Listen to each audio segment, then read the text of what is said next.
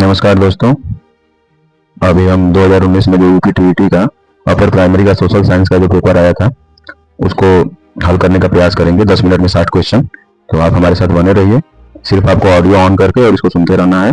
हम उसको बताते जा रहे हैं। पहला क्वेश्चन है, 60 क्वेश्चन आता है जो लोग सोशल साइंस से हैं, सोशल स्टडी जो लोग पढ़ते हैं, और 60 क्वेश्चन जो लोग मैथ और साइंस से हैं उनका 60 क्वेश्चन आता है। तो जो लोग सोशल स्टडी वाले हैं वो 60 क्वेश्चन अटेम्प्ट करेंगे। कभी कभी गलती हो जाती है कि सोशल साइंस वाले लोग मैथ अटेम्प्ट कर देते हैं और मैथ वाले लोग सोशल साइंस अटेम्प्ट कर देते हैं। इस चीज का हमको ध्यान रखना है। तो आइए शुरू करते हैं। पहला क्वेश्चन है, सुदर्शन झील का निर्माण किस शासक के काल में हुआ था? सुदर्शन झील का निर्माण किस शासक के काल में हुआ था? इसका उत्तर है चंद्रगुप्त। सुदर्शन झील जो है वो गुजरात में है, तो चंद्रगुप्त ने इसका निर्माण करवाया था। दूसरा क्वेश्चन है, पुष्यभूति राजवंश की वंशावली अधोलिखित किस राजा के नाम से प्रारंभ होती है? तो इसका उत्तर है नरवर्धन। नरवर्धन के नाम से पुष्यभूति राजवंश की वंशावली शुरू होती है। तीसरा क्वेश्चन है, कौन सी ताम्र पाषाणिक ग्रामीण संस्कृति प्राचीनतम है? ताम्र पाषाणिक, ताम्र मतलब तांबा, ताम्र पाषाणिक ग्रामीण संस्कृति प्राचीनतम है। तो ये उत्तर हो जाएगा इसका आहार संस्कृति। आहार इसको इसलिए कहते हैं कि राजस्थान में एक आहार नदी थी, उसी के किनारे ये संस्कृति विकसित हुई थी, इसीलिए इसको आहार संस्कृति कहते हैं। अगला क्वेश्चन है, चौथा, मौर्य साम्राज्य की स्थापना के पहले समस्त उत्तरी भारत किस प्रकार के व्यवस्था में बधा हुआ था, विभक्त था? तो इसका उत्तर हो जाएगा 16 महाजनपद व गणराज्य में विभक्त था। आपको पता होगा 16 महाजनपद हैं। उसके बाद पांचवा क्वेश्चन है, 1916 में पांचवा क्वेश्चन है, आराम बाग अधोलिखित किस मुगल बादशाह ने बनवाया था? तो आराम बाग बाबर ने बनवाया था। आराम बाग हम आपको बता दें कि आराम बाग आगरा में है, ताजमहल के जस्ट बगल में आराम बाग है, वहीं बाबर ने निर्माण करवाया था आराम बाग का। छठवां क्वेश्चन है, 1916 में भारत में होम रूल आंदोलन की शुरुआत किसने की? तो 1916 में भारत में होम रूल आंदोलन की जो शुरुआत है उसको बाल गंगाधर तिलक जी ने किया था। और आपको हम अभी बता दें, अभी जो गणेश पूजा संपन्न हुआ है उसमें मुंबई के लोग ज्यादा शिरकत करते हैं, ज्यादा उसमें बढ़ चढ़ के हिस्सा लेते हैं। उसकी भी शुरुआत बाल गंगाधर तिलक ने ही की थी। तो ये बहुत इंपॉर्टेंट है, कभी कभी पूछ देता है कि मुंबई में जो गणेश पूजा है उसका शुरुआत किसने किया था? तो बाल गंगाधर तिलक जी ने किया था। 1916 में होम रूल आंदोलन की स्थापना बाल गंगाधर तिलक ने ही की थी। अगला है सुमेलित वाला है। तो सुमेलित वाला एक बार देख लीजिए कि राजा राम मोहन राय ने ब्रह्म समाज की स्थापना की थी। हमेशा एक क्वेश्चन है, मोस्ट इंपॉर्टेंट सवाल है ये। राजा राम मोहन राय ने ब्रह्म समाज की स्थापना की थी। स्वामी विवेकानंद जी ने रामकृष्ण मिशन की स्थापना की थी। स्वामी दयानंद सरस्वती ने आर्य समाज की स्थापना की थी। और रानाडे जी, एम.जी. रानाडे जी ने प्रार्थना समाज की स्थापना की थी। मोस्ट इंपॉर्टेंट है ये, इसको कहीं लिख लीजिएगा, आप बार बार रिवाइज करिएगा। चारों लोगों में अक्सर हम लोग कंफ्यूज हो जाते हैं कि किसने क्या स्थापना किया है, और अक्सर पूछता रहता है। आठवां सवाल है हमारा, निम्नलिखित में से किसे भारतीय क्रांति की जननी कहा जाता है? जननी में हम जानते ही हैं कि माता कहा जाता है। किसे मदर ऑफ इंडियन रिवॉल्यूशन कहा जाता है? तो वो है मैडम भीकाजी कामा। मैडम भीकाजी कामा, इनको कहते हैं हम भारतीय मदर ऑफ इंडियन रिवॉल्यूशन। अगला सवाल है 9वां, किस लेखक की पुस्तक से कश्मीर के 12वीं शताब्दी ईस्वी के इतिहास का विवरण प्राप्त होता है? किस लेखक की पुस्तक से कश्मीर के 12वीं शताब्दी ईस्वी के इतिहास का विवरण प्राप्त होता है? तो आप लोग जानते ही होंगे इस समय कश्मीर मुद्दा बहुत चरम सीमा पे था, तो यह शायद हो सकता है कि इस बार पूछ लेगा। तो कल्हड़ जी है, इसका सही उत्तर हो जाएगा कल्हड़। 10वां है, निम्नलिखित में से, बहुत सारे ऑप्शन दिया है, 4 ऑप्शन दिया है, तो दिल्ली के किस सुल्तान ने सिकंदर द्वितीय की उपाधि धारण की थी? और ब्रैकेट में दिया है सानी। तो उसको सानी का पूरा नाम है सिकंदर ए सानी। आप क्वेश्चन पेपर जब यूपीटीईटी का खोलेंगे 6 से 8 वाला 2019 वाला, तो उसमें सिर्फ सानी दिया है, लेकिन उसको पूरा कहते हैं सिकंदर ए सानी। सिकंदर ए सानी का मतलब दूसरा सिकंदर। एक सिकंदर महान हुआ था और दूसरा है सिकंदर ए सानी, वो अपने आप को दूसरा सिकंदर कहता था। ऐसा कौन सा शासक है जिसने सिकंदर द्वितीय यानी सिकंदर ए सानी की उपाधि धारण की थी? तो इसका उत्तर हो जाएगा अलाउद्दीन खिलजी। अलाउद्दीन खिलजी याद रखिएगा। अगला क्वेश्चन है, गोदावरी नदी का उद्गम कहाँ से होता है? गोदावरी नदी का उद्गम है वो नासिक से होता है, महाराष्ट्र में नासिक है, वहां से उद्गम होता है। बाकी जो नदियां हैं हिमालय से निकलती हैं, लेकिन जो गोदावरी नदी है वो नासिक से निकलती है। अगला क्वेश्चन है, स्वेज नहर किन 2 सागरों को जोड़ती है? तो भूमध्य सागर और लाल सागर को स्वेज नहर जोड़ती है। अगला है, निम्नलिखित में से कौन सा एक ताप व्युत्क्रमण के लिए आदर्श स्थिति है? ताप व्युत्क्रमण मतलब जैसे जैसे हम ऊपर उठते जाते हैं, हवाएं ऊपर उठती हैं, हमको पता है कि वो ठंडी होती जाती हैं, लेकिन ताप व्युत्क्रमण का मतलब होता है कि जैसे जैसे हवाएं उठेंगी वो गर्म होती जाती हैं। तो इसी को हम ताप व्युत्क्रमण, व्युत्क्रमण मतलब आप जानते होंगे कि उल्टा होता है, किसी चीज का व्युत्क्रम मतलब उल्टा। तो जब उल्टा हो जाता है तो ये परिस्थितियां हो जाएंगी हमारी, 3 हो जाएंगी। बादल युक्त आसमान हो जाएगा, बी हो जाएगा शांत और स्थिर हवा हो जाएगा, और सी हो जाएगा हमारा लंबे गर्मी के दिन। तो तीनों ये सही है। अगला क्वेश्चन है हमारा, मेघालय पठार किसका विस्तार है? मेघालय जो पठार है वो किसका विस्तारित रूप है? तो हम कहेंगे प्रायद्वीपीय पठार का विस्तारित रूप मेघालय का पठार है। अगला क्वेश्चन है, रेत के टीलों के निर्माण के लिए रेत के टीलों के निर्माण के लिए और या क्षरण के लिए निम्नलिखित में से कौन सा कारण उत्तरदायी है? तो हमको पता है कि रेत के टीलों का जो निर्माण होता है वो तेज हवाओं के द्वारा होता है। तो इसमें ऑप्शन दिया हिम नदी, भूमिगत जल, पवन नदी। तो हिम नदी नहीं होगा, ये पवन हो जाएगा। जो हवा जितनी देर तेज चलेगी, बालू एक जगह से दूसरी जगह उड़ के और चला जाएगा और एक जगह दूसरी जगह टीला का निर्माण कर देगा। 16वां प्रश्न है, निम्नलिखित में से कौन सी पृथ्वी के वायुमंडल की सबसे निचली परत है? सबसे निचली परत उसको कहते हैं क्षोभ मंडल। क्या कहते हैं? क्षोभ मंडल। इंग्लिश में उसको कहते हैं ट्रोपोस्फियर। अगला प्रश्न है 17वां, निम्नलिखित में से कौन सी एक गर्म धारा है? हमको पता है कि जो धाराएं होती हैं, जल धाराएं, वो 2 प्रकार की होती हैं, एक ठंडी गर्म धारा, एक ठंडी धारा, एक गर्म जल धारा। तो निम्नलिखित में से कौन सी गर्म धारा है? तो 4 ऑप्शन दिया है, कनारी धारा, लैब्राडोर धारा, क्यूरेशिया की धारा और कुराइल की धारा। तो क्यूरेशिया की जो धारा है वो गर्म जल धारा है। 18वां प्रश्न हमारा है, निम्नलिखित में से कौन सा परिवहन लंबी दूरी के लिए और सबसे सस्ता साधन है? तो बहुत सारे परिवहन के साधन होते हैं, जल परिवहन, रेल परिवहन, सड़क परिवहन, वायु परिवहन। तो सबसे जो सस्ता साधन होता है जाने के लिए इधर उधर, वो जल परिवहन कहा जाता है।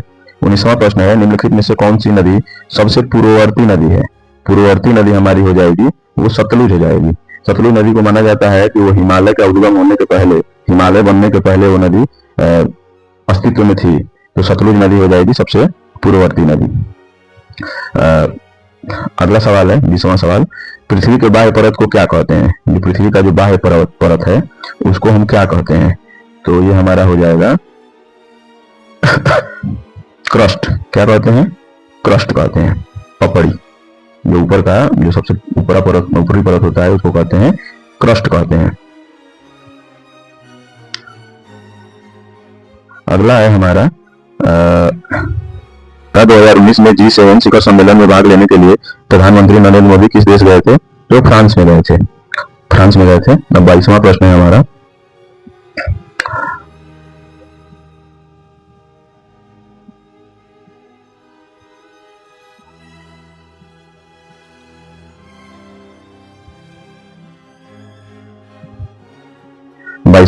भारत के सर्वोच्च न्यायालय में न्यायाधीशों की संख्या कितनी है?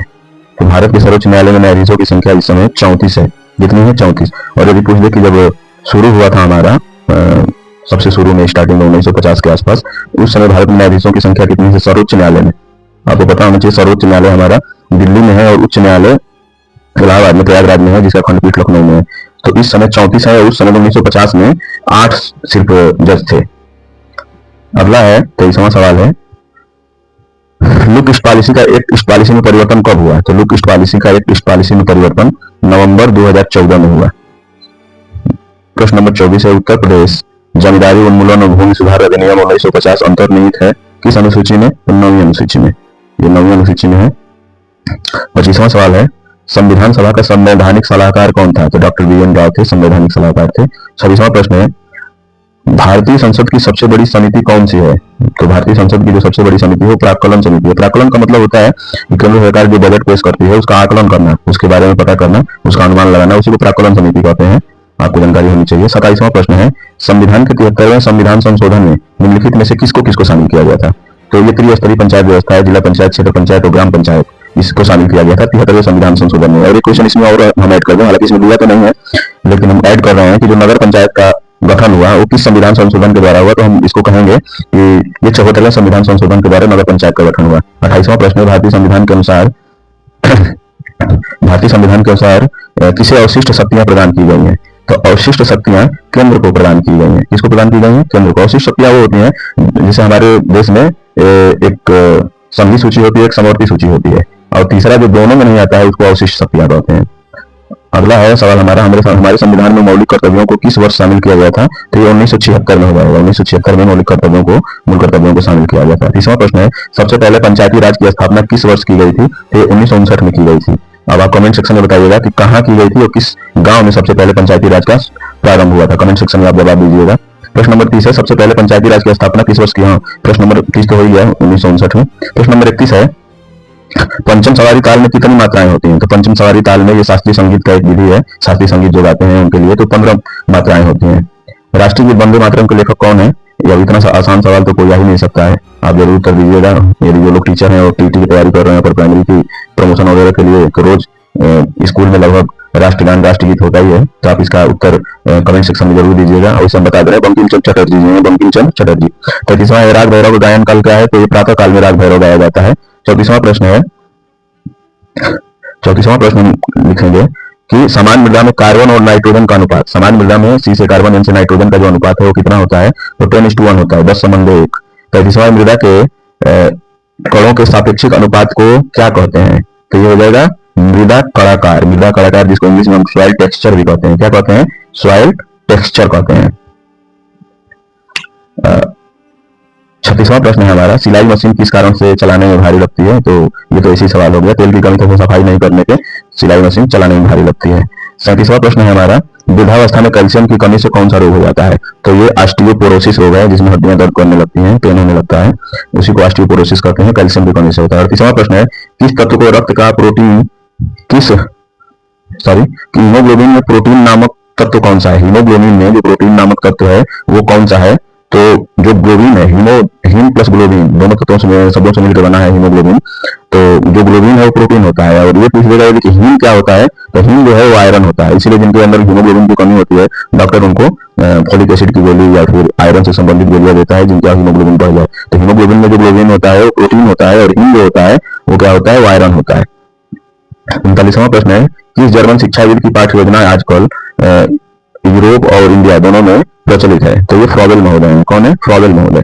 तो अगला सवाल है, योजना विधि किस पर आधारित है? तो योजना विधि किस पे आधारित है? तो योजना विधि हमारी प्रोजेक्ट मेथड इसको कहते हैं, ये लर्निंग बाय डूइंग पे, यानी करके सीखने पे आधारित है। हमको पता है कि कोई भी चीज हम करके सीखते हैं, जैसे प्रैक्टिकल वगैरह हो गया, तो जब हम करके सीखते हैं तो हम उसको बहुत अच्छी तरह से सीख पाते हैं।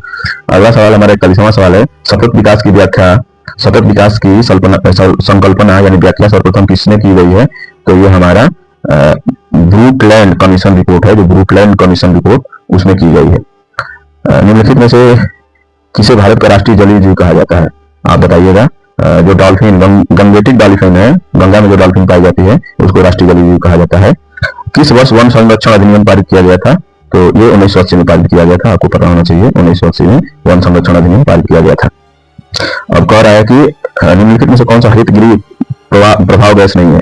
तो हरित गृह यानी कि आपका ग्रीन हाउस इफेक्ट जो होता है वो कौन सी गैस नहीं है? Carbon dioxide, ozone, methane, nitrogen में से जो नाइट्रोजन है वो ग्रीन हाउस इफेक्ट गैस नहीं है।